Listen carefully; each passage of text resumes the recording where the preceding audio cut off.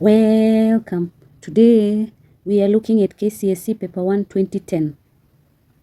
Question 1a. The historical books of the Old Testament: Joshua, Judges, Ruth, 1 Samuel, 2 Samuel, 1 Kings, 2 Kings, 1 Chronicles, 2 Chronicles, Ezra, Nehemiah, Esther. B. Reasons why the Bible is referred to as a library. It contains many books. The books were written by different authors. It has different categories of books. The books are written in different styles. The books in the Bible are written at different times. The books in the Bible address different issues. The books were written for different audience.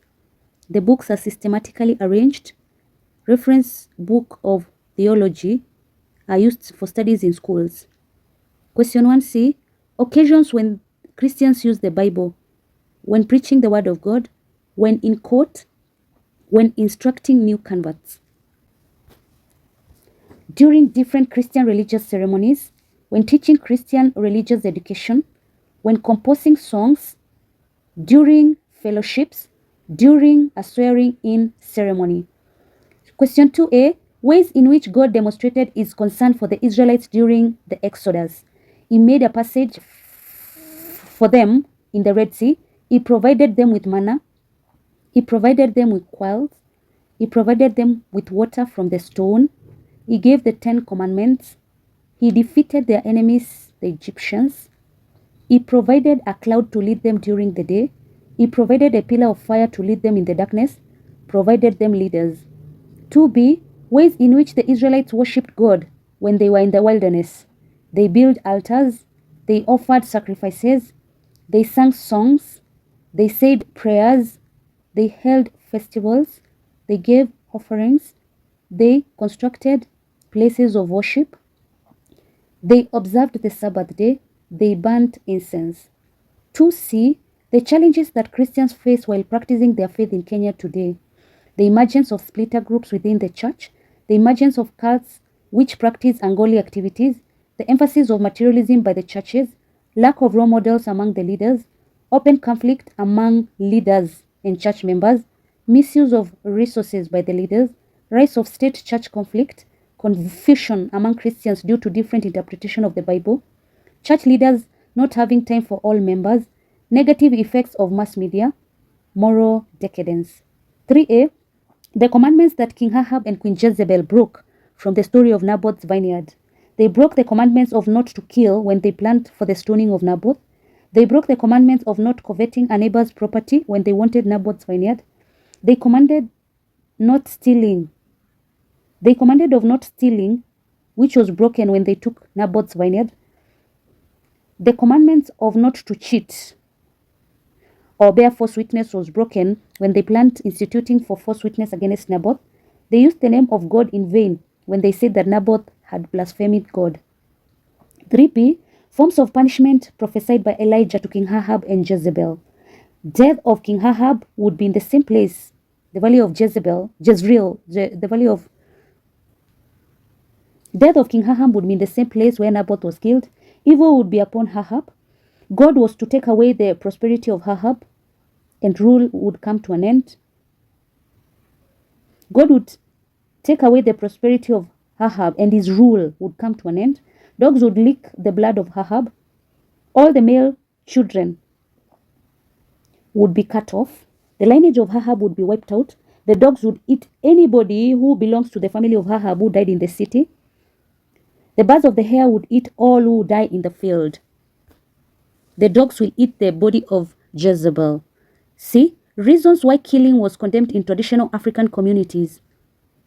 Life is sacred and therefore should not be destroyed by anybody. It brings hatred among members of the community. It destroys continuity of the family and the continuity of the community. It denies one a chance to take part in community development. It breeds suspicion. It destroys good relationship in the community. It creates sadness in the community. To avoid being excommunicated by the community, to avoid curses. Question 4a. Question 4a. Characteristics of true prophets in the Old Testament. They were called by God. They received revelation from God through dreams. They were obedient. They faced rejection. They faced reject. They faced rejection from the people because of the uncompromising attitude. They commanded God's message to the people. The prophets spoke with authority.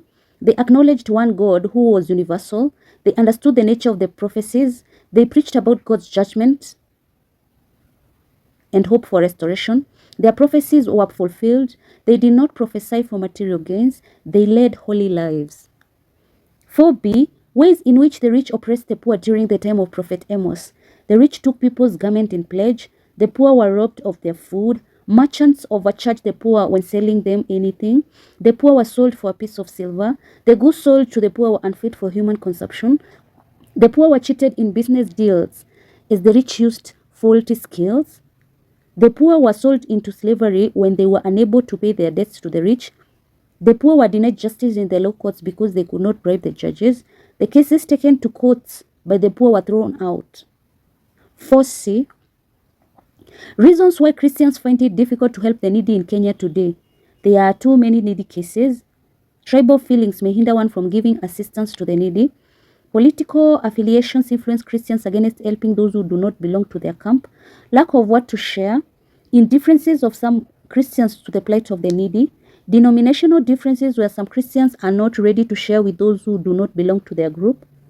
Poor infrastructure in some parts of the country that make it impossible to reach the needy.